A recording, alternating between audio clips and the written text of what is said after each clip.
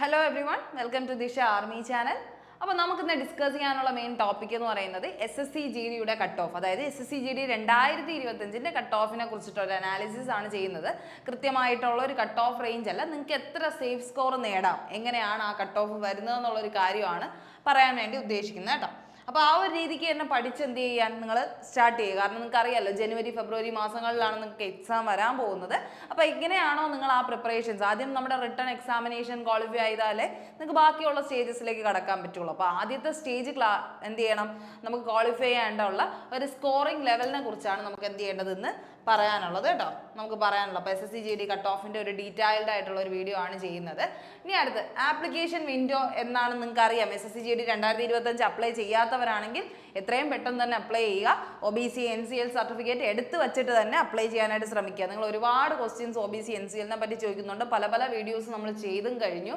അപ്പോൾ ഇനിയും നിങ്ങൾക്ക് അതിനുള്ള ആൻസർ കിട്ടിയിട്ടില്ല എന്നുണ്ടെങ്കിൽ ഉറപ്പായിട്ട് നിങ്ങൾ ചെയ്യേണ്ട ഒരു മെയിൻ കാര്യം എന്ന് പറയുന്നത് അടുത്തുള്ള വില്ലേജ് ഓഫീസിൽ പോയി ഡയറക്റ്റ് ചോദിക്കുക എന്നുള്ളതാണ്. വില്ലേജ് ഓഫീസ് അവിടെ നിന്ന് മാത്രമേ താലൂക്കിൽ പോകാവൂ. അതാണ് നിങ്ങൾ ആ പ്രോസസ്സ് കൃത്യമായിട്ട് മനസ്സിലാക്കുക. നിങ്ങൾ ആ ആപ്ലിക്കേഷൻ ഫോം ഡൗൺലോഡ് ചെയ്യുക.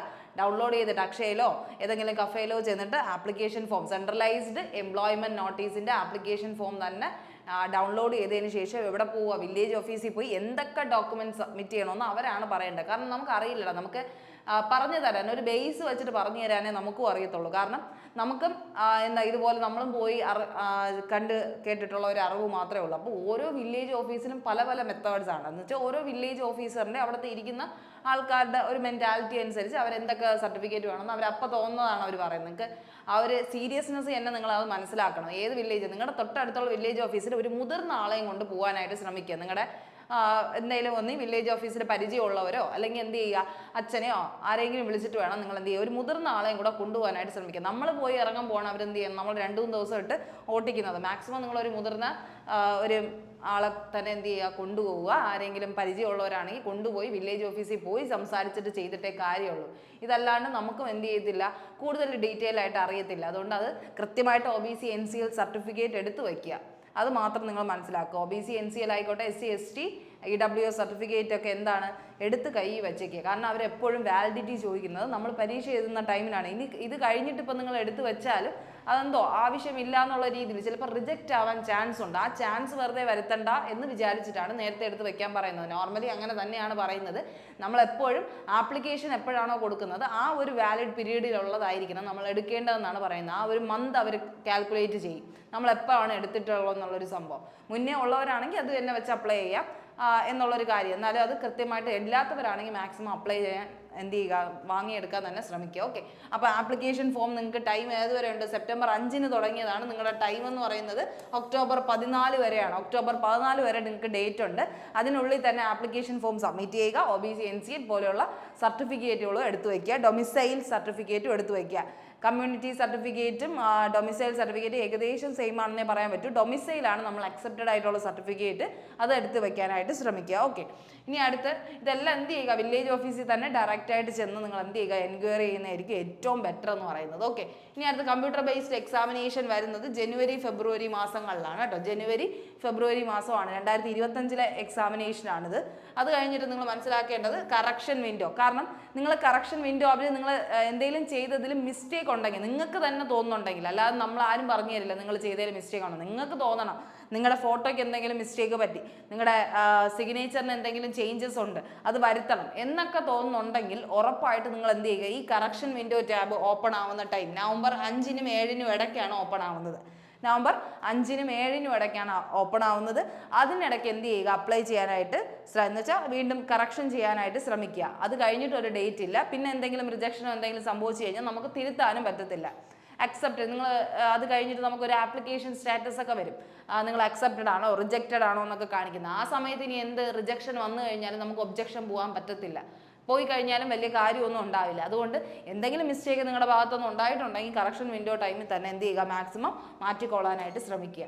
ഓക്കെ, ആ ഒരു കാര്യം ശ്രദ്ധിക്കുക. ഇനി അടുത്ത് SSC GDയുടെ കട്ട് ഓഫ് മാർക്സ് എന്തിനെയൊക്കെ ഡിപ്പെൻഡ് ചെയ്തിരിക്കുന്നതെന്നും കൂടെ നിങ്ങൾ എന്ത് ചെയ്യുക, റിയലൈസ് ചെയ്യുക. എന്തൊക്കെയാണ് അതിൻ്റെ ഫാക്ടർ? നമുക്ക് കംപ്ലീറ്റ്ലി ഇതാണ് കട്ട് ഓഫ് എന്ന് പറഞ്ഞ് പറയാൻ പറ്റില്ല. അതിനെ ഡിപ്പെൻഡ് ചെയ്ത് നിൽക്കുന്ന കുറേ ഫാക്ടേഴ്സ് ഉണ്ട്. അതിലെ ഫാക്ടേഴ്സ് നിങ്ങൾ ആദ്യമേ മനസ്സിലാക്കിക്കോണം. അപ്പോൾ എന്തൊക്കെയാണ് ഫാക്ടേഴ്സ് എന്ന് ചോദിച്ചു കഴിഞ്ഞാൽ, number of candidates appeared for the exam, എത്ര ആൾക്കാർ എക്സാം അപ്ലൈ ചെയ്യുന്നു എന്നുള്ളൊരു കാര്യമായിരിക്കും. ഓക്കെ, അപ്പോൾ എത്ര കാൻഡിഡേറ്റ്സ് അപ്ലൈ ചെയ്യുന്നു എന്ന് ചോദിച്ചു കഴിഞ്ഞാൽ, നിങ്ങളിപ്പോൾ നമുക്കറിയാം ഓൾ ഇന്ത്യ ലെവലിലാണ് എക്സാമിനേഷൻ കൊടുക്കുന്നതെങ്കിലും കേരളയ്ക്ക് ഒരു ഇത്ര ആൾക്കാർ എന്ത് ചെയ്യും, അപ്ലൈ ചെയ്യുക അല്ലേ. അപ്പോൾ ആ കേരളയിൽ എത്ര ആൾക്കാരാണ്, ആ കാൻഡിഡേറ്റ്സ് ആണ് അപ്പിയേർഡ് ചെയ്തിട്ടുള്ളത്, അല്ലെങ്കിൽ ഓൾ ഇന്ത്യ ലെവലിൽ എത്ര പേരാണ് അതിനെ ആ എക്സാമിനെ അപ്രോച്ച് ചെയ്തിട്ടുള്ളത്. കാരണം നമുക്ക് ആദ്യത്തെ കട്ട് ഓഫ് വരുന്നതാണ് Kerala region base cut off വരുന്നത്. ഫൈനൽ കട്ട് ഓഫ് വരുന്നത് നമ്മൾ all India level cut off ആയിട്ടാണ് വരുന്നത്. ആ ഒരു കാര്യം മനസ്സിലാവും. ഫസ്റ്റ് സ്റ്റേജ് എന്ന് പറഞ്ഞാൽ റിട്ടേൺ സ്റ്റേജ്. ആ റിട്ടേൺ സ്റ്റേജ് കഴിഞ്ഞ് ഒരു കട്ട് ഓഫ് വരും. അത് നമ്മുടെ കേരള ബേസിസിലെ കേരള കട്ട് ഓഫ് ആണ് വരുന്നത്. അത് കഴിഞ്ഞപ്പോൾ നിങ്ങൾ പലരും ചോദിച്ചിട്ടുണ്ട്, മറ്റ് സ്റ്റേറ്റ് വെച്ച് കഴിഞ്ഞാൽ ചെയ്യാൻ പറ്റുമോ? അങ്ങനെ ചെയ്യാൻ പറ്റത്തില്ല. കാരണം നമ്മൾ ഡൊമിസൈൽ കൊടുക്കുന്ന ഏത് സർട്ടിഫിക്കറ്റാ? നമ്മുടെ കേരള സർട്ടിഫിക്കറ്റ്. അപ്പോൾ നമ്മൾ കേരളയുടെ നേറ്റീവ്സ് ആണെങ്കിൽ നമുക്ക് കേരളയുടെ എക്സാമിനേഷൻ മാത്രമേ അറ്റൻഡ് ചെയ്യാൻ പറ്റുള്ളൂ. അതായത് കേരള റീജിയൻ വെച്ചിട്ട് മാത്രമേ നമുക്ക് എന്ത് ചെയ്യാൻ പറ്റുള്ളൂ, ചെയ്യാൻ പറ്റുള്ളൂ, എക്സാം എഴുതാൻ പറ്റത്തുള്ളൂ. എക്സാം സെൻറ്റർ എന്ന് വെച്ചാൽ ഫസ്റ്റ് നമ്മൾ ടയർ 1 കേരള റീജിയൻ ബേസ് ആയിരിക്കും വരുന്നത്. അതേസമയം നിങ്ങൾ സ്റ്റേറ്റ് വേണമെങ്കിൽ മാറിക്കൊടുക്കാം. നിങ്ങൾക്ക് വേറെ എവിടെയെങ്കിലും പോയി എഴുതണമെങ്കിൽ എഴുതാം. പക്ഷെ നിങ്ങളുടെ നേറ്റിവിറ്റി എവിടെയായിരിക്കണം? ഈ ഒരു സ്ഥലം. കാരണം നിങ്ങൾക്ക് ഡൊമിസൈൽ കാണിക്കുമ്പോൾ നിങ്ങളുടെ യഥാർത്ഥ അഡ്രസ്സ് ഇരിക്കുന്ന സ്ഥലം വേണം കൊടുക്കാൻ. ആ ഒരു കാര്യം മാത്രം നിങ്ങൾ എന്ത് ചെയ്താൽ മതി, ശ്രദ്ധിച്ചാൽ മതി. അപ്പോൾ നിങ്ങൾ എവിടെയാണോ നിൽക്കുന്നത് അവിടുത്തെ അഡ്രസ്സ് എന്ത് ചെയ്തിരിക്കണം, അഡ്രസ്സിൻ്റെ ബേസ് ചെയ്തിട്ടുള്ള സ്റ്റേറ്റ് ആയിരിക്കണം നിങ്ങൾ കൊടുക്കാനുള്ളത്. ഓക്കെ, ആ ഒരു കാര്യം ശ്രദ്ധിക്കുക. നിങ്ങൾക്ക് ഡൊമിസൈൽ എടുക്കേണ്ട ആവശ്യം വരുന്നത് അതുകൊണ്ടാണ്. ഇനി അടുത്ത് നമുക്കറിയാം നക്സൽ ഏരിയയും ജനറൽ കാറ്റഗറി ഏരിയയും ഉണ്ട്. ജനറൽ ഏരിയ ഉണ്ട്, നക്സൽ ഏരിയ ഉണ്ട്. നക്സൽ ഏരിയ ഇപ്പോൾ പഴയതൊക്കെ പാലക്കാട് റീജിയനൊക്കെ ഉണ്ട്. ഇപ്പോൾ അതൊക്കെ മാറ്റിയിട്ട് ആകെ കണ്ണൂർ വയനാട് എന്ന് പറയുന്ന 2 പ്ലേസസ് മാത്രമേ എന്തുള്ളൂ, നമുക്കിപ്പോൾ എന്ത് വരുന്നുള്ളൂ, നക്സൽ ഏരിയ വരുന്നുള്ളൂ. ആ ഒരു പ്രശ്നവും ഇപ്പോൾ വന്നിട്ടുണ്ട്. അപ്പോൾ നക്സൽ ഏരിയ എന്ന് പറഞ്ഞ് നിൽക്കുന്ന ഒരുപാട് പേര് കാണും. അവരും മനസ്സിലാക്കുക, നിങ്ങൾ ജനറൽ എന്ന് പറയുന്ന ഒരു രീതിയിലേക്ക് മാറിയിട്ടുണ്ട്. അപ്പോൾ കണ്ണൂർ വയനാട് മാത്രമേ ഇപ്പോൾ നക്സൽ ഏരിയ ആയിട്ടുള്ളൂ. അപ്പോൾ അവരെല്ലാവരും എന്ത് ചെയ്യുക, നന്നായിട്ട് പഠിക്കാൻ തന്നെ ശ്രമിക്കുക. ജനറൽ കാറ്റഗറി ഒപ്പം എന്ന് വെച്ചാൽ ജനറൽ രീതിയിൽ തന്നെ പഠിച്ച് മുന്നേറാൻ ശ്രമിക്കുക. ഓക്കെ, ഇനി അടുത്ത് total number of vacancies for SSC GD examination. SSC GD എക്സാമിനേഷന് എത്ര വാക്കൻസി വന്നു, ഫസ്റ്റ് എത്ര ആൾക്കാർ അപ്ലൈ ചെയ്തു, എത്ര ആൾക്കാർ ആ എക്സാം എഴുതി എന്നുള്ളത് വലിയ കാര്യം. അത് രണ്ടാമത്തെ കാര്യം എന്ന് പറഞ്ഞാൽ എത്ര വാക്കൻസി ഉണ്ടായിരുന്നു. ആ വാക്കൻസിക്ക് വേണ്ടിയാണല്ലോ നമ്മൾ ഇത്രയും ആൾക്കാർ, ഇത്രയും ലക്ഷക്കണക്കിന് ആൾക്കാർ അപ്ലൈ ചെയ്യുന്നത്. അപ്പോൾ എത്ര വാക്കൻസി ഉണ്ട്, എത്ര ലക്ഷം ആൾക്കാർ അപ്ലൈ ചെയ്തു. ഇനി അടുത്ത difficulty level of questions asked in the GD constable examination. പിന്നെ എന്താണ്, ഓരോ ഷിഫ്റ്റിലും നിങ്ങൾക്കറിയാം, നിങ്ങളുടെ ഫസ്റ്റ് ഷിഫ്റ്റൊക്കെ ചിലപ്പോൾ എളുപ്പമായിട്ട് തോന്നും, പിന്നെ ഉള്ള ഷിഫ്റ്റുകൾ പാടായിട്ട് തോന്നും. ഇതെല്ലാം ഡിഫിക്കൽട്ടി എന്ന് പറയുന്ന ഒരു ആവറേജ് എടുക്കും. ഡിഫിക്കൽട്ടി ലെവൽ ഓഫ് എക്സാമിനേഷൻ ഇപ്പം നമ്മൾ ഫസ്റ്റ് ഡേ തൊട്ട് ലാസ്റ്റ് ഡേ വരെ നടക്കുന്ന എക്സാമിനേഷൻ്റെ ഒരു അനാലിസിസ് നടത്തിയിട്ട് അവരെന്ത് ചെയ്യത്തുള്ളൂ, കട്ട് ഓഫ് റേഞ്ച് ഇടത്തുള്ളൂ. ഒരു മീഡിയം ലെവൽ, ആവറേജ് ലെവൽ, ഏറ്റവും കൂടുതൽ സ്റ്റുഡൻസ് വാങ്ങിച്ചിട്ടുള്ള മാർക്ക് വെച്ചിട്ടാണ് അവർ ഒരു ആവറേജ് ലെവൽ ഇടുന്നത്. അപ്പോൾ ആ ഒരു പോയിന്റ് ശ്രദ്ധിക്കണം. ഇത്രയും ആൾക്കാർ എഴുതുമ്പോൾ എല്ലാ പേർക്കും വാങ്ങിക്കാൻ പറ്റുന്ന ഒരു മാർക്കിൻ്റെ ലെവലിലേക്ക് നിങ്ങൾ എത്തുക എന്നുള്ളൊരു കാര്യമാണ് അവിടെ ശ്രദ്ധിക്കേണ്ടത്. ആ മാർക്ക് മേടിക്കാനാണ് നിങ്ങൾ എന്ത് ചെയ്യേണ്ടത്, പരിശ്രമിക്കേണ്ടത്. ഇപ്പോഴേ നിങ്ങൾ ചെയ്യേണ്ട ഒരു കാര്യം ആ മാർക്കിലേക്ക് എത്തുക. ആ മാർക്ക് അറിഞ്ഞാൽ മാത്രമേ നിങ്ങൾക്ക് ആ മാർക്കിലോട്ട് എത്താനായിട്ട് പറ്റത്തുള്ളൂ. അപ്പോൾ ആ മാർക്കിലേക്ക് എത്തുക എന്നുള്ളൊരു ലക്ഷ്യമാണ് നിങ്ങളുടെ മൈൻഡിൽ ഉണ്ടായിരിക്കേണ്ടത്. ഡിഫിക്കൽട്ടി ലെവൽ ഓഫ് എക്സാമിനേഷൻ ഒന്നും നമ്മളിവിടെ മാറ്റർ അല്ല. ഒരുപാട് കുട്ടികൾ ആ ഒരു ഡിഫിക്കൽട്ടി ലെവൽ ഓഫ് എക്സാം ആയിക്കഴിഞ്ഞാൽ വാങ്ങിക്കുന്ന ഒരു മാർക്ക് കാണും. ആ മാർക്കിലേക്ക് നമ്മൾ ഉയരുക. ആ ഒരു പോയിന്റാണ് ശ്രദ്ധിക്കേണ്ടത്. ഇനി അടുത്ത SSC GD previous year cut off മാർക്കും കൂടെ നോക്കണം. കട്ട് ഓഫ് മാർക്കും കൂടെ നോക്കണമെന്ന് ചോദിച്ചു കഴിഞ്ഞാൽ, കഴിഞ്ഞ പ്രാവശ്യം എങ്ങനെയാണോ ആ കട്ട് ഓഫ് റേഞ്ച് വന്നത് അതിൻ്റെ ഒരു റേഞ്ചിലായിരിക്കും അവരെന്ത് ചെയ്യുന്നത്, പിന്നെ ഉള്ളവരും പോകുന്നത്. ഇപ്പം നമുക്ക് എക്സാം പാറ്റേൺ ചേഞ്ച് ചെയ്യും, വെൻഡർ ചേഞ്ച് ചെയ്യും. അതുകൊണ്ട് വലിയ മാറ്റമൊന്നും എന്ത് ചെയ്തിട്ടില്ല. എന്തായാലും 2024 എക്സാമിന് വന്നിട്ടില്ല, അത് ഉറപ്പാണ്. വലിയ ചേഞ്ചസ് ഒന്നുമില്ല. എല്ലാ രീതിക്കും ചോദിക്കുന്ന പോലത്തെ പ്രീവിയസ് ഇയർ ക്വസ്റ്റ്യൻസ് ഒക്കെ അനാലിസ് ചെയ്യുന്ന രീതിയിലുള്ള ക്വസ്റ്റ്യൻസ് തന്നെയാണ് വന്നിട്ടുള്ളത്. അപ്പോൾ വലിയ ചേഞ്ചസ് ഒന്നും വരാൻ ചാൻസ് ഇല്ല. നിങ്ങൾക്ക് പഠിച്ചു കഴിഞ്ഞാൽ നേടാൻ പറ്റുന്ന ഒരു എക്സാമിനേഷൻ തന്നെയാണ് ഇതെന്ന് പറയുന്നത്, SSC GD എന്ന് പറയുന്നത്. SSC GD ക്രാക്ക് ചെയ്യാൻ ഈസിയാണ്, അത് കൃത്യമായ രീതിയിൽ പഠിച്ചു കഴിഞ്ഞാൽ. ഓക്കെ, അപ്പോൾ നമുക്ക് നോക്കേണ്ടത് നമ്മുടെ കഴിഞ്ഞ പ്രാവശ്യത്തെ പ്രീവിയസ് ഇയർ എന്ന് പറയുമ്പോൾ 2024 ഈ വർഷത്തിൻ്റെ തുടക്കത്തിലുണ്ടല്ലോ, 2024 തുടക്കത്തിൽ SSC GD വിളിച്ചിരുന്നു. ആ SSC GDയുടെ ഫിസിക്കലാണ് ഇപ്പോൾ നടന്നുകൊണ്ടിരിക്കുന്നത്. അപ്പോൾ SSC GDയുടെ ആ ടൈമിൽ റിക്രൂട്ട്മെൻറ്റ് സൈക്കിളിൽ എത്ര പേര് അപ്ലൈ ചെയ്തെന്ന് കണ്ടോ, 47 ലക്ഷം ആൾക്കാർ. 2024 എക്സാം എഴുതിയത് എത്രയാണ്, 47 ലക്ഷത്തിൽ മുകളിൽ, 47 ലാഖിന് മുകളിൽ ആൾക്കാർ എന്ത് ചെയ്തിട്ടുണ്ട്, എഴുതിയിട്ടുണ്ട്. ഇത്രയാണ് ആ കണക്കെന്ന് പറയുന്നത് കേട്ടോ. കാൻഡിഡേറ്റ്സ് അപ്ലൈഡ് നേഷൻ വൈഡ് ആയിട്ട് അപ്ലൈ ചെയ്ത, ഓൾ ഇന്ത്യ ലെവലിൽ അപ്ലൈ ചെയ്ത ആൾക്കാരുടെ എണ്ണമാണ്. ഇതിൽ ചിലപ്പോൾ എന്ത് ചെയ്യും, ഒരു 40 ലക്ഷം ആൾക്കാർ എഴുതി കാണും, ബാക്കിയുള്ളവർ എഴുതി കാണത്തില്ല. എന്തായാലും ഒരു 47 ലക്ഷത്തോളം ആൾക്കാർ അപ്ലൈ ചെയ്തിട്ടുണ്ട്. നമ്മുടെ കോമ്പറ്റീഷൻ അതാണ്. ഒരു സൗത്ത് അല്ലെങ്കിൽ ഒരു കേരള എന്നൊരു റീജിയൻ മാത്രമല്ല, നമ്മുടെ കോമ്പറ്റീഷൻ മൊത്തത്തിൽ തന്നെയാണ് നമ്മൾ ആദ്യം കണക്കാക്കേണ്ടത്. കാരണം നമുക്ക് ഫസ്റ്റ് ലെവൽ നമ്മൾ കടക്കാൻ വേണ്ടിയുള്ള ഒരു തത്രപ്പാട് മാത്രമായിരിക്കരുത് നമ്മുടെ മൈൻഡിലുള്ളത്. നമുക്ക് എവിടെയും കൂടെ വേണം, നമുക്ക് സെക്കൻഡ് ടയറും നമുക്ക് പാസ്സാകും. സെക്കൻഡ് ടയർ ഫിസിക്കലും കൂടെ പാസ്സായി കിട്ടേണ്ട ഒരു മാർക്കുണ്ട്. അതെവിടെയാണ് വരുന്നത്? ഓൾ ഇന്ത്യ ലെവലിലാണ് വരുന്നത്. അപ്പം ആ ഒരു മാർക്കിനനുസരിച്ച് നമ്മൾ നീങ്ങാനായിട്ട് ശ്രമിക്കാം. ഇപ്പോൾ ഒരു രീതിക്ക് ഞാൻ പാസ്സാവുന്ന രീതിക്ക് പഠിച്ചു കഴിഞ്ഞാൽ ആ ഒരു രീതിയല്ല. നമുക്ക് എത്ര ബെറ്റർ ആയിട്ട് നമുക്ക് സ്കോർ ചെയ്യാവോ അത്രയും ബെറ്റർ ആയിട്ട് എന്ത് ചെയ്യുക, സ്കോർ ചെയ്യാനായിട്ട് ശ്രമിക്കുക. അപ്പം 47 ലക്ഷമാണ് നിങ്ങളുടെ കോമ്പറ്റീഷൻ എന്ന് മനസ്സിലാക്കുക. ഇപ്പോഴത്തെ എന്താണ് കണക്കെടുപ്പ് നിന്നിട്ടില്ല, എന്നാലേ നമുക്കറിയാവോ എത്ര പേരാണ് അപ്ലൈ ചെയ്തതെന്ന്. ഇപ്പോൾ 2025 ആപ്ലിക്കേഷൻ ഇപ്പോഴും എന്താണ് ലൈവായിട്ട് നടന്നുകൊണ്ടിരിക്കുകയാണ്. അതുകൊണ്ട് അതിൻ്റെ കാര്യങ്ങൾ നമുക്ക് കൃത്യമായിട്ട് ഇപ്പോൾ പറയാൻ പറ്റത്തില്ല അല്ലേ. ആ ഒരു കാര്യം മനസ്സിലാക്കാം. പിന്നെ ഇനി എന്താണ് ആദ്യം മനസ്സിലാക്കേണ്ടത്? 2024 ആദ്യ നമ്പർ ഓഫ് വാക്കൻസീസ്. നിങ്ങൾ എല്ലാവരും സങ്കടപ്പെട്ടിരിക്കുന്ന ഇപ്പോഴത്തെ വാക്കൻസി അറിഞ്ഞിട്ടായിരിക്കും അല്ലേ. 39,481 വാക്കൻസിയാണ് ഇപ്പോൾ റിപ്പോർട്ട് ചെയ്തിരിക്കുന്നത്. 39,000+ വാക്കൻസിയാണ് റിപ്പോർട്ട് ചെയ്തിരിക്കുന്നത്. അപ്പം 2025 39,000 വാക്കൻസിയെ ഉള്ളൂ എന്നുള്ളൊരു സങ്കടത്തിലാണ് നിങ്ങൾ ഇരിക്കുന്നതെങ്കിൽ നിങ്ങൾ മനസ്സിലാക്കേണ്ട കാര്യം ഇനിഷ്യലി, അതായത് 2024 ടൈമിൽ 2024 തുടക്കം, അതായത് നമ്മൾ 2023 വിളിച്ച എക്സാമിൻ്റെ കാര്യം പറയുകയാണെങ്കിൽ പോസ്റ്റ് വാസ് 26,000. ആദ്യം വിളിച്ചത് 26,000 വാക്കൻസിയാണ് വിളിച്ചത്. പിന്നെ അതെന്ത് ചെയ്തു? റിവൈസ് ചെയ്തു. എന്ന് വെച്ചാൽ നിങ്ങൾക്ക് അറിയാലോ വാക്കൻസി നോർമലി ഇൻക്രീസ് ചെയ്യും, എപ്പോഴും അങ്ങനെ തന്നെയാണ്. വാക്കൻസി ഇൻക്രീസിങ് ചാൻസ് ഉണ്ട്, അവർ ചാൻസ് ഉള്ളത് കാര്യം അങ്ങനെ തന്നെ പറയും. ഇപ്പോൾ വന്നിരിക്കുന്ന ഒരു ടെൻറ്റേറ്റീവ് ആയിട്ടുള്ള വാക്കൻസിയാണ്. വീണ്ടും ആൾ എന്ത് ചെയ്യുന്നു അവിടെ എടുക്കുന്നു എന്ന് തോന്നുന്നെങ്കിൽ അവർ ആ ലിസ്റ്റിൽ കൂടെ അതെന്ത് ചെയ്യും? ആഡപ്പ് ചെയ്യും. അപ്പോൾ ആഡ് ഓൺ ചെയ്യുമെന്ന് നിങ്ങൾ അത് മനസ്സിലാക്കി തന്നെ 26,000 ആയിരുന്ന വാക്കൻസി എത്രയിലോട്ട് മാറി? 46,000 മാറി. അപ്പോൾ ഉറപ്പായിട്ടും 39,000 വാക്കൻസി എന്ത് ചെയ്യാം? കൂടാം. ആ ഒരു ഉറപ്പ് നിങ്ങളുടെ മൈൻഡിൽ ഉണ്ടായിരിക്കണം. ഈവൻ നിങ്ങൾക്ക് ഉറപ്പില്ലെങ്കിൽ പോലും നിങ്ങൾ ഇതിൽ ഒരാളായിട്ട് പഠിക്കാൻ തന്നെയാണ് ശ്രമിക്കേണ്ടത്. 39,000 വാക്കൻസീസ് എനഫ് എന്ന് കരുതി തന്നെയാണ് നിങ്ങൾ എന്ത് ചെയ്യേണ്ടത്? പഠിക്കേണ്ടത്. ബട്ട് അത് കൂടാതെ തന്നെ നിങ്ങളുടെ എന്ത് ചെയ്യുക, നിങ്ങൾക്ക് ആ ഒരു കോൺഫിഡൻസ് നിങ്ങൾക്ക് ഉണ്ടായിക്കോട്ടെ, നിങ്ങൾക്ക് ആ ഒരു കോൺഫിഡൻസിൽ തന്നെ പഠിക്കുക. ഇനിയും വാക്കൻസി വരും, ഞാൻ അതിലൊരാളാവുമെന്ന് തന്നെ എന്ത് ചെയ്യുക, മനസ്സുകൊണ്ട് നിങ്ങൾ എന്ത് ചെയ്യുക, വിചാരിക്കുക. ഓക്കെ, അപ്പോൾ നമ്മൾ ആ ഒരു കാര്യം എന്താണ്, പർട്ടിക്കുലർ പോയിന്റ്സ് ആണ് നിങ്ങൾ മനസ്സിലാക്കേണ്ടത്. നമ്മുടെ കാൻഡിഡേറ്റ്സിൻ്റെ എണ്ണം, വാക്കൻസിയുടെ എണ്ണം. ഇനി നമുക്ക് ചെയ്യാൻ പറ്റുന്നത് പ്രീവിയസ് ഇയർ കട്ട് ഓഫ് ഒന്ന് അനാലിസ് ചെയ്യുക. നിങ്ങൾ ഒരുപാട് പേര് ചോദിച്ചുകൊണ്ട് ജസ്റ്റ് ഒന്ന് പറഞ്ഞു പോകുന്നതേ ഉള്ളൂ. അത് തന്നെ ആയിരിക്കും ഇത്തവണത്തെ കട്ട് ഓഫ് എന്ന് നമുക്ക് പറയാൻ പറ്റില്ല. കാരണം ഇത്തവണ ആൾക്കാരുടെ എണ്ണം, ഈ വാക്കൻസി ലിസ്റ്റിങ് എല്ലാം കണക്കാക്കി ചിലപ്പോൾ എന്ത് ചെയ്യും, വാക്കൻസി കുറഞ്ഞു വരാം, അല്ലെങ്കിൽ വാക്കൻസി കൂടി, എന്ന് വെച്ചാൽ കട്ട് ഓഫ് കുറഞ്ഞു വരാം, കട്ട് ഓഫ് കൂടി വരാം, അതൊക്കെ ഉണ്ട്. എന്നാലും നിങ്ങൾ ചോദിച്ചതുകൊണ്ട് കാറ്റഗറി ബേസ് ഉള്ള ഒരു വാക്കൻസി എന്ന് വെച്ചാൽ നമുക്ക് വന്നിട്ടുള്ള കട്ട് ഓഫ് റേഞ്ച് ഒന്ന് ചെക്ക് ചെയ്യാം. സ്റ്റേറ്റ് വൈസ് മെയിൽ കാൻഡിഡേറ്റ്സിൻ്റെ നമ്മുടെ ഷോർട്ട് ലിസ്റ്റ് ചെയ്യുമല്ലോ, നമ്മുടെ ഫിസിക്കൽ ടെസ്റ്റിന് വേണ്ടി ഷോർട്ട് ലിസ്റ്റ് ചെയ്ത കാൻഡിഡേറ്റ്സിന് വന്ന ഫസ്റ്റ് ലെവൽ എക്സാമിനേഷൻ കഴിഞ്ഞിട്ടുള്ള കട്ട് ഓഫിനെ കുറിച്ചാണ് ഈ പറയുന്നത്. ഈ കഴിഞ്ഞ 2024 വന്ന വാക്കൻസിയുടെ 2024 വന്ന കട്ട് ഓഫിൻ്റെ കാര്യമാണ് പറയുന്നത് കേട്ടോ. അപ്പോൾ എന്താണ് 2024 state wise male candidate shortlisted for PST അല്ലെങ്കിൽ PET ഫിസിക്കൽ ടെസ്റ്റിന് വേണ്ടി ഷോർട്ട് ലിസ്റ്റ് ചെയ്ത കാൻഡിഡേറ്റ്സിന് വേണ്ടിയിട്ടുള്ള കട്ട് ഓഫ് ആണ് ഈ പറയുന്നത്. ആദ്യത്തത് UR കാറ്റഗറിയാണ് കേട്ടോ. UR കാറ്റഗറി നമുക്കറിയാം കേരളയ്ക്ക് 2 റീജിയൻ ഉണ്ട്. ഒന്ന് ജനറൽ റീജിയനും ഒന്ന് നക്സൽ റീജിയനും. നക്സൽ റീജിയൻ എന്ന് നിങ്ങൾക്ക് അറിയാലോ, കണ്ണൂർ വയനാടാണ് ഇപ്പം നിലവിലുള്ളത്. മുന്നേ ആരൊക്കെ ഉണ്ടായിരുന്നു? പാലക്കാട് റീജിയനൊക്കെ ഉണ്ടായിരുന്നു. ഇപ്പം എന്തായാലും ഇല്ല. ജനറലും നക്സലും ഈ 2 റീജിയൻ ഉണ്ട്.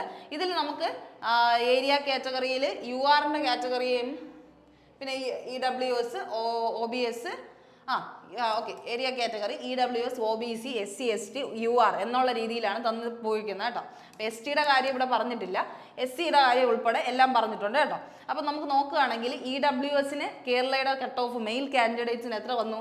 77 വന്നു. അതേസമയം നക്സൽ ഏരിയയ്ക്ക് അത് 40 വന്നത് EWS കാറ്റഗറിക്കാണെങ്കിൽ കേട്ടോ, EWS കാറ്റഗറിക്ക്. അതേസമയം നമ്മുടെ ജനറൽ കാറ്റഗറിക്ക് എത്രയാണ് കേരളയുടെ കട്ട് ഓഫ് വന്നത്? 102 ആണ് കേട്ടോ, 102 ആണ്. ഓ ഇത് ഫീമെയിലിൻ്റെ ആണല്ലോ. ഓക്കെ, ഇതിലൊരു ചേഞ്ച് ഉണ്ട് കേട്ടോ. ഇത് മെയിൽ കാൻഡിഡേറ്റ്സ് എന്ന് പറയുന്നത് ഇത് ഫീമെയിലിൻ്റെ ആണ് കേട്ടോ, ഇത് ഫീമെയിലിൻ്റെ ആണ്. ഓക്കെ, ഈ കാര്യം നിങ്ങളൊന്ന് ശ്രദ്ധിക്കുക. ഈ താഴെ കൊടുത്തിരിക്കുന്നതാണ് മെയിൽ കാൻഡിഡേറ്റ്സിൻ്റെത് കേട്ടോ. താഴെ കൊടുത്തിരിക്കുന്നതാണ് മെയിൽ കാൻഡിഡേറ്റ്. നിങ്ങൾക്ക് കാണാവോ? താഴെ കൊടുത്തിരിക്കുന്നത് അങ്ങോട്ടും ഇങ്ങോട്ടും മാറിയതാണ് ജസ്റ്റ് ഒന്ന്. ഓക്കെ, നിങ്ങളിവിടെ ശ്രദ്ധിച്ചോ, ഇത് ഫീമെയിൽ കാൻഡിഡേറ്റ്സിൻ്റെയാണ് കേട്ടോ. ഫീമെയിൽ കാൻഡിഡേറ്റ്സിൻ്റെ കട്ട് ഓഫ് റേഞ്ചിങ് ആണ് പറയുന്നത്. അതുകൊണ്ടാണ് ഫീമെയിൽസിനാണ് കൂടി വരുന്നത്. നിങ്ങൾക്കറിയാം ഫീമെയിൽസിന് കുറച്ച് വാക്കൻസീസ് എപ്പോഴും കൊടുക്കാറുള്ളൂ. അതുകൊണ്ട് തന്നെ ഫീമെയിലിൻ്റെ കട്ട് ഓഫ് എന്ത് ചെയ്യും, അതിനനുസരിച്ച് കൂടി തന്നെ വരും. ആവശ്യമുള്ളവർ എന്ന് വെച്ചാൽ അത്രയും പഠിക്കുന്നവർ മാത്രം കയറിയാൽ മതി എന്നുള്ള ഒരു രീതിയിലാണ് അവരെടുക്കുന്നത്. കേരളയുടെ ജനറൽ നമ്മുടെ ഏരിയയുടെ UR കാറ്റഗറിയുടെ കട്ട് ഓഫ് 102 ആയിരുന്നു. 102 കേട്ടോ, 102 കട്ട് ഓഫ്. അതിൽ OBCക്ക് 104. അപ്പോൾ നിങ്ങൾ എല്ലാവരും ചോദിക്കുന്നത്, ഇത് ഫീമെയിലിൻ്റെ ആണേ പറയുന്നത്. ആദ്യം എല്ലാവരും ചോദിക്കുന്നത് എന്താ, 102 ജനറലിന് വന്നു, പക്ഷേ OBCക്ക് അവിടെ എത്ര വന്നു, 104 വന്നു. നോർമലി നമ്മൾ പറയുന്ന റിസർവേഷൻ അനുസരിച്ച് ആ OBCക്ക് കുറച്ച് വരണമെന്ന് നമ്മൾ വിചാരിക്കത്തില്ലേ. പക്ഷേ ഇവിടെ എന്താ നടന്നതെന്ന് ചോദിച്ചു കഴിഞ്ഞാൽ OBCയിൽ എന്ത് ചെയ്തു, അത്രയും ആൾക്കാർ അപ്ലൈ ചെയ്തു. ഒരുപാട് ആൾക്കാർ അപ്ലൈ ചെയ്യുമ്പോൾ അവിടെ എന്ത് ചെയ്യും, ഓട്ടോമാറ്റിക്കലി കോമ്പറ്റീഷൻ കൂടും, അത്രയും ആൾക്കാർ അത്രയും നല്ല മാർക്ക് മേടിക്കും. അപ്പോൾ അതുകൊണ്ട് തന്നെയാണ് OBC കാറ്റഗറിക്ക് അവിടെ വന്ന കട്ട് ഓഫ് എന്ന് പറഞ്ഞാൽ 104 ആയിരുന്നു. 104.77 എന്ന് പറഞ്ഞതായിരുന്നു ഫീമെയിലിൻ്റെ കട്ട് ഓഫ്. ഇത് ഫീമെയിലിൻ്റെ ആണ് കേട്ടോ, ഫീമെയിലിൻ്റെ കട്ട് ഓഫ് വന്നത്. ഓക്കെ, OBC കാറ്റഗറിയിൽ. അതേസമയം UR കാറ്റഗറിയിൽ അവർക്ക് 102 ആണ് വന്നത് കേട്ടോ. ഇത് ജനറൽ ഏരിയയുടെയാണ്. അതേസമയം കേരളയുടെ നക്സൽ ഏരിയ എടുക്കുമ്പോൾ നമ്മുടെ UR കാറ്റഗറി ഫീമെയിൽസിന് വന്നത് 70 മാർക്കും അതേസമയം OBC വന്നത് കണ്ടോ 72 മാർക്കും. ഇത് കാരണം ഇതിന് ഒന്ന് മാത്രമാണ് OBCക്കാർ അത്രത്തോളം അപ്ലൈ ചെയ്തു. ആ ഒരു പോയിന്റാണ് മനസ്സിലാക്കേണ്ട. ഇതുപോലെ കേരളയുടെ ഫീമെയിൽ കാറ്റഗറി EWS കാറ്റഗറിക്ക് 77 ആണ് കിട്ടുന്നത് കേട്ടോ. 77 ആണ് EWS കാറ്റഗറിക്ക് ഫീമെയിലിന് ഉണ്ടായിരുന്നത്. നക്സൽ ഏരിയയിൽ അത് 40. ഇനി അതേസമയം SC കാറ്റഗറിക്ക് കേരള റീജിയനിൽ 80 ആയിരുന്നു കട്ട് ഓഫ്. 80 കേരള രീതിയിൽ ഫീമെയിൽസിന് 80 ആയിരുന്നു കട്ട് ഓഫ്. കേരളയുടെ നക്സൽ ഏരിയയ്ക്ക് 66 ആയിരുന്നു കട്ട് ഓഫ്. 66. ഓക്കെ, ഈ ഒരു പോയിന്റ് നിങ്ങൾ കൃത്യമായിട്ട് മനസ്സിലാക്കി പോവുക. അതായത് നിങ്ങളുടെ മാർക്കിങ് വരുന്നത് വലിയ റിസർവേഷൻ കാറ്റഗറി ആണെന്ന് വിചാരിച്ച് വലിയ മാർക്ക് വ്യത്യാസങ്ങളൊന്നുമില്ല. വ്യത്യാസം ഉണ്ട് ആ ഒരു കാറ്റഗറി രീതിയിൽ. പക്ഷേ ഏറ്റവും കൂടുതൽ ആപ്ലിക്കൻസ് അതിൽ നിന്ന് പോകുന്നുണ്ടെങ്കിൽ ഉറപ്പായിട്ടും അവിടെ കട്ട് ഓഫ് കൂടും. അപ്പോൾ നിങ്ങളുടെ കോമ്പറ്റീഷൻ അനുസരിച്ചാണ് നിങ്ങൾക്ക് എന്ത് വരുന്നത്, കട്ട് ഓഫ് റേഞ്ചിങ് വരുന്നത്. പിന്നെ അതുമല്ല, ഓരോ ഷിഫ്റ്റ് അനാലിസിസ് ഉണ്ട്. ഈ ഷിഫ്റ്റിലെല്ലാം നിങ്ങളുടെ മാർക്കിൻ്റെ ആവറേജ് ഒക്കെ വെച്ചിട്ട് എന്ത് ചെയ്യും, കട്ട് ഓഫ് കൂടും. ഓരോ ഷിഫ്റ്റ് അനുസരിച്ച് ഏറ്റവും കൂടുതൽ ഷിഫ്റ്റുകൾ നല്ല ഈസി ആയിരുന്നെങ്കിൽ അതിനനുസരിച്ച് കട്ട് ഓഫ് കൂടുകയും ചെയ്യും. അപ്പോൾ ആ പോയിന്റ്സ് ഒക്കെ നിങ്ങൾ അവിടെ മനസ്സിലാക്കണം. ഇനി മെയിൽ കാൻഡിഡേറ്റ്സിൻ്റെ എടുത്തു കഴിഞ്ഞാൽ നമ്മൾ ജനറലും നക്സൽ ഏരിയയും ഉണ്ട്. ജനറലിൽ EWSന് 40 തന്നെയായിരുന്നു. എവിടെ, നക്സലിലും അതുപോലെ തന്നെ ജനറൽ മെയിൽ കാറ്റഗറിയുടെ കാര്യം. അതേസമയം നമ്മൾ OBC കാറ്റഗറി എടുക്കുകയാണെങ്കിൽ, OBC കാറ്റഗറി മെയിൽ എടുക്കുകയാണെങ്കിൽ 65 ആർക്ക് വന്നു, മെയിൽ കാൻഡിഡേറ്റ്സിനും 66 ആർക്കും വന്നു. OBC നമ്മുടെ UR കാറ്റഗറിക്കും വന്നു. UR കാറ്റഗറിക്ക് 66 ആയിരുന്നു മെയിലിൻ്റെ കാര്യത്തിൽ വരുന്നത്. മെയിലിൻ്റെ കാര്യത്തിൽ വരുന്നത്. OBCക്ക് 65. അവിടെ അവർക്ക് എന്ത് ചെയ്തു, ഒരു ചെറിയൊരു സ്ലൈറ്റ് ചേഞ്ചേ ഉള്ളൂ. 66 UR മെയിലും OBC മെയിലിന് 65. ആ ഒരു ചേഞ്ച് മാത്രമേ അവിടെ എന്ത് ചെയ്തിട്ടുള്ളൂ, വന്നിട്ടുള്ളൂ. ഓക്കെ, അതേസമയം നക്സൽ ഏരിയയിൽ അത് 47 ആയിരുന്നു. 47 ഇതായിരുന്നു ഉണ്ടായിരുന്നത്. ഇതുപോലെ SC റേഞ്ചിലാണെങ്കിലും ഇതേ അവസ്ഥ തന്നെ. 53 ആയിരുന്നു മെയിൽ കാറ്റഗറിക്ക് ജനറൽ ഏരിയയിൽ, 44 ആയിരുന്നു കേരള കാറ്റഗറി നക്സൽ ഏരിയയ്ക്ക് വരുന്നത്. അപ്പോൾ ഇങ്ങനെ എന്തുകൊണ്ട് ഓരോ കാറ്റഗറി ലിസ്റ്റിംഗ് കൊടുത്തിട്ടുണ്ട്. ഇതിൻ്റെയൊക്കെ PDF നിങ്ങൾക്ക് അവൈലബിൾ ആയിട്ടും കിട്ടും. അപ്പോൾ നിങ്ങൾക്ക് അങ്ങനെ വേണമെങ്കിലും ചെക്ക് ചെയ്യാം. എന്തായാലും നിങ്ങൾ മനസ്സിലാക്കേണ്ടത്, കഴിഞ്ഞ വർഷം വന്ന ഫീമെയിലിൻ്റെ കട്ട് ഓഫ് എന്ന് പറഞ്ഞാൽ 102, അതായത് 100ന് മുകളിലാണെന്ന് നിങ്ങൾ മനസ്സിലാക്കുക. 100ന് മുകളിലാണ് ഫീമെയിൽ കട്ട് ഓഫ് വന്നത്. ഓക്കെ, OBC കാറ്റഗറിക്കും UR കാറ്റഗറിക്കും വന്നത്. നക്സൽ ഏരിയയിൽ എന്നാലും അതിൻ്റെ 80 റേഞ്ച് എന്ന് പറഞ്ഞ ഒരു റേഞ്ചിലാണ് നിൽക്കുന്നത്. ഇനി മെയിൽ കാൻഡിഡേറ്റ്സ് എടുക്കണമെങ്കിൽ നമ്മൾ കേരള റേഞ്ചിൽ UR കാറ്റഗറിക്ക് 66 മാർക്കാണ് വന്നത്. 66 മാർക്കാണ് മെയിൽ കാൻഡിഡേറ്റ്സ് വന്നത്. അപ്പോൾ നിങ്ങൾ എല്ലാവരും വിചാരിച്ചിരുന്നു 40 to 50 കിട്ടിയാലും നമ്മൾ ജയിക്കുമല്ലോ എന്ന് പറഞ്ഞ ഒരുപാട് പേരുണ്ട്. പക്ഷെ എന്താണ് ഇവിടെ വന്നത്, 66 മാർക്ക് വന്നപ്പം ഒരുപാട് പേര് എന്ത് ചെയ്തു, എലിമിനേറ്റ് ആയി വന്നവരുണ്ട്. കാരണം എല്ലാവരും വിചാരിച്ചു 40 to 50 ആണല്ലോ, SSC GD തന്നെയല്ലോ, മാർക്ക് കുറവായിരിക്കും. അങ്ങനെ കണക്കാക്കാൻ പറ്റില്ല. ഇനി തൊട്ട് അങ്ങനെ കണക്കാക്കുകയും ചെയ്യരുത്. നമ്മൾ എത്ര വാക്കൻസി വന്നതായിക്കോട്ടെ അല്ലെങ്കിൽ എത്ര വാക്കൻസി വിളിച്ചതായിക്കോട്ടെ, അതൊന്നും അല്ല കാര്യം. ഒരുപാട് പേര് അപ്ലൈ ചെയ്യുന്നിടത്ത് നിങ്ങൾക്ക് കോമ്പറ്റീഷൻ കൂടുതലാണ്. എല്ലാവരും നല്ലതായിട്ട് പഠിക്കും. അപ്പം നിങ്ങൾ മാത്രം ഇങ്ങനെ ചിന്തിക്കുന്നുണ്ടായിരുള്ളൂ, എന്താണ് 40 to 50 വാങ്ങിച്ചാലും ഞാൻ ജയിക്കുമല്ലോ. ആ ഒരു ചിന്താഗതിയാണ് നിങ്ങൾ ശരിക്കും പറഞ്ഞാൽ മാറ്റിയെടുക്കേണ്ടത്. നിങ്ങൾക്ക് വാങ്ങിക്കേണ്ട ഒരു സേഫ് സ്കോർ ഉണ്ട്. ആ സേഫ് സ്കോറിനെ കുറിച്ച് നിങ്ങൾക്ക് എന്തുണ്ടായിരിക്കണം, നല്ല ഒരു എന്തുണ്ടായിരിക്കണം, ആ ഒരു കൃത്യമായ കണക്കുണ്ടായിരിക്കണം. എങ്ങനെ ചെയ്താലാണ് അല്ലെങ്കിൽ എങ്ങനെ പഠിച്ചാലാണ് ഞാൻ ഒരു റേഞ്ചിലേക്ക് എത്തുക എന്നുള്ളൊരു സേഫ് സ്കോറിങ് നിങ്ങൾ ഉണ്ടാക്കിയെടുക്കണം. ഇവിടെ എന്താണ് സേഫ് കട്ട് ഓഫ് എന്ന് പറയുന്നത് 80+ എന്നുള്ളതാണ്. 80 കുറഞ്ഞ ഒരു മാർക്കിനെ കുറിച്ച് നിങ്ങൾ ചിന്തിക്കരുത്. നമുക്കറിയാം ഇപ്പോൾ SC ഉണ്ട്, ST ഉണ്ട്, അല്ലെങ്കിൽ OBC കാറ്റഗറി ഉണ്ട്, അല്ലെങ്കിൽ EWS കാറ്റഗറി ഉണ്ട്. ഇവർക്കൊക്കെ ഇത്രയൊന്നും മാർക്ക് വാങ്ങിക്കേണ്ട ആവശ്യമില്ല. 40 to 50 വാങ്ങിച്ചാലും ഞങ്ങൾ ജയിക്കും എന്ന് പറഞ്ഞിരിക്കുന്നവരാണെങ്കിൽ നിങ്ങളെ പറഞ്ഞ് എനിക്ക് അത്രയും എന്ത് ചെയ്യാൻ പറ്റത്തില്ല, മനസ്സിലാക്കാൻ പറ്റില്ല. കാരണം നിങ്ങൾ കൃത്യമായിട്ട് അനലൈസ് ചെയ്യേണ്ട ഒരു പോയിന്റ് എന്ന് പറയുന്നത് നമ്മുടെ കോമ്പറ്റീഷൻ ഫസ്റ്റ് ടൈം കേരളയുടെ ആണെങ്കിലും രണ്ടാമത്തെ ടൈം എവിടെയാണ്, ഓൾ ഇന്ത്യ ലെവലിലാണ്. അവരൊരിക്കലും 40 റേഞ്ച് അല്ലെങ്കിൽ 50 റേഞ്ചിലല്ല ബാക്കി സ്റ്റേറ്റുകാർ മേടിക്കുന്നത്. പ്രത്യേകമായിട്ട് നമ്മൾ പറയുകയാണെങ്കിൽ ഹിന്ദിക്കാർ അല്ലെങ്കിൽ നോർത്ത് ഇന്ത്യൻസ് മേടിക്കുന്നത് ഉറപ്പായിട്ടും നല്ല റേഞ്ച് ഓഫ് മാർക്കാണ്. 100ന് മുകളിൽ തന്നെയായിരിക്കും അവർ ആദ്യത്തെ എന്ത് തന്നെ മേടിക്കുന്നത്. ടയർ 1 തന്നെ, അതായത് ഫസ്റ്റ് റിട്ടേൺ എക്സാമിനേഷൻ കഴിയുമ്പോൾ തന്നെ അവർ 100 റേഞ്ചിലാണ് പഠിക്കുന്നത്. അപ്പം നമ്മൾ ആ ഒരു ലെവലിലേക്ക് വളർന്നാൽ മാത്രമേ നമുക്ക് എന്തുണ്ടാവുകയുള്ളൂ. ഉറപ്പായിട്ട് നിങ്ങൾ ഇപ്പോഴും ടെൻഷൻ അടിച്ചിരിക്കുന്ന എത്രയോ പേര് കാണുമെന്ന് അറിയാമോ, 2024 ഞാൻ ക്വാളിഫൈ ആവോ. ആ ഒരു എന്താണ് ആ തോട്ട് പ്രോസസ്സിൽ കൂടെ നിങ്ങൾ പോകേണ്ട ആവശ്യം വരുത്തരുത്. അതുകൊണ്ടാണ് പറയുന്നത് നിങ്ങളുടെ മാർക്കിംഗ് എപ്പോഴും എന്തായിരിക്കണം, മെയിലിൻ്റെ കാറ്റഗറി എടുക്കുവാണെങ്കിൽ നിങ്ങൾ ഉറപ്പായിട്ടും അത് ഏത് കാറ്റഗറി ഒന്നും ഞാൻ പറയുന്നില്ല, SC ST OBC EWS UR ഉൾപ്പെടെയുള്ള എല്ലാ പേരും 80ന് മുകളിൽ മാർക്ക് വാങ്ങിക്കാൻ നോക്കണം. 80ന് മുകളിൽ മാർക്ക് മേടിച്ചിട്ടേ കാര്യമുള്ളൂ. ശരിക്കും പറഞ്ഞാൽ 100 എന്ന് പറഞ്ഞൊരു ഫിക്സഡ് ആണ് നിങ്ങൾ വാങ്ങിക്കേണ്ടത്. അപ്പോൾ നിങ്ങൾ ബേസ് തൊട്ട് തുടങ്ങുന്നവരാണ്, 10 +2 അതൊക്കെ കഴിഞ്ഞ് തുടങ്ങുന്നവരായതുകൊണ്ടാണ് 80 റേഞ്ചിൽ ഇപ്പോൾ മേടിച്ച് പഠിക്കാൻ വേണ്ടിയിട്ട് പറയുന്നത്. 80 എന്ന് പറഞ്ഞൊരു സേഫ് സ്കോർ നിങ്ങൾക്ക് മോക്ക് ടെസ്റ്റൊക്കെ എഴുതി കിട്ടുവാണെങ്കിൽ, അതായത് ആദ്യം നിങ്ങളുടെ സിലബസ് കംപ്ലീറ്റ് ചെയ്യണം, എന്നിട്ട് മാത്രമേ ഒരു ഡിസംബറൊക്കെ കഴിഞ്ഞ് ആ ഒരു ടൈം ആ ഒരു നോട്ടിഫിക്കേഷനൊക്കെ വന്ന് ജനുവരി ആകുമ്പോൾ തൊട്ട് നിങ്ങൾ മോക്ക് ടെസ്റ്റ് എഴുതി തുടങ്ങിയാൽ മതി. പക്ഷെ നിങ്ങൾ കൃത്യമായിട്ട് PYQ സെക്ഷൻ ഓരോ ചാപ്റ്റർ കഴിഞ്ഞ് PYQ സെക്ഷൻ അറ്റൻഡ് ചെയ്യണം. എന്നിട്ട് നിങ്ങൾക്ക് നല്ല മാർക്ക് കിട്ടിയായിട്ട് വരണം. അപ്പോൾ ആ ഒരു 80 റേഞ്ചിലേക്ക് കൊണ്ടെത്തിക്കാനുള്ള ഒരു പരിശ്രമം നിങ്ങളുടെ ഭാഗത്തുനിന്ന് ഉണ്ടാവണം. ആ ഒരു കാര്യമാണ് പറയുന്നത്. അപ്പോൾ അതിന് കൃത്യമായ ഒരു ഗൈഡൻസ് നിങ്ങൾക്ക് ഉണ്ടായിരിക്കണം എന്നുള്ളൊരു കാര്യവും മനസ്സിലാക്കിക്കോണം. ഇനി ഫീമെയിൽ കാറ്റഗറി എടുക്കുകയാണെങ്കിൽ ഫീമെയിൽസിന് നമ്പർ ഓഫ് വാക്കൻസി കുറവായതുകൊണ്ട് എപ്പോഴും 100+ റേഞ്ചിൽ തന്നെയാണ് എന്ത് വരുന്നത്, നിങ്ങളുടെ കട്ട് ഓഫ് വരുന്നത് 100+ റേഞ്ചിൽ തന്നെയാണ്.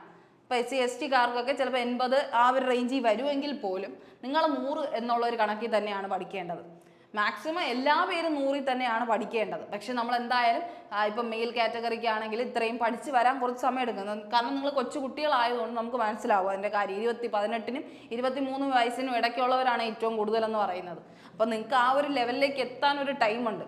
അതുകൊണ്ട് നമുക്ക് ആദ്യം പറയാം 40 to 50 റേഞ്ചിൽ നിങ്ങൾ പഠിച്ചെത്തിയ, പക്ഷേ ശരിക്കും നടക്കുന്ന ഒരു പ്രോസസ്സിങ് അനുസരിച്ച് നിങ്ങൾ ഏതുവരെ എത്തണം, 80 വരെ നിങ്ങൾ എത്തണം. ആ 80 കിട്ടിയാൽ പിന്നെ നിങ്ങൾക്ക് ടെൻഷൻ അടിക്കേണ്ട കാര്യമില്ല, ഞാൻ എന്തായാലും ക്വാളിഫൈ ആവും. നിങ്ങൾക്കിപ്പം അല്ലെങ്കിൽ പിന്നെ ഏത് സമയം നിങ്ങൾക്ക് ഈ സ്ട്രെസ്ഡ് ആയിട്ടുള്ള ഫീലിംഗ് മാത്രമേ ഉണ്ടാവുകയുള്ളൂ. ഓരോ ഘട്ടം കഴിയുമ്പോഴും അയ്യോ ഞാൻ ജയിക്കുമോ ആ ഒരു പ്രോസസ്സ് നിങ്ങളുടെ മൈൻഡിൽ ഉണ്ടാവരുത്. ശരിക്കും പറഞ്ഞാൽ നിങ്ങൾ ക്ലിയർ ആവുമെന്ന് തന്നെയാണ് നിങ്ങളുടെ വിശ്വാസം ഉണ്ടാവേണ്ടത്. എങ്കിൽ മാത്രമേ നിങ്ങൾക്ക് ഫിസിക്കലായാലും മെഡിക്കലായാലും ഡോക്യുമെന്റ് വെരിഫിക്കേഷൻ ആയാലും സ്മൂത്ത് ആയിട്ട് കവർ ചെയ്യാൻ പറ്റുള്ളൂ.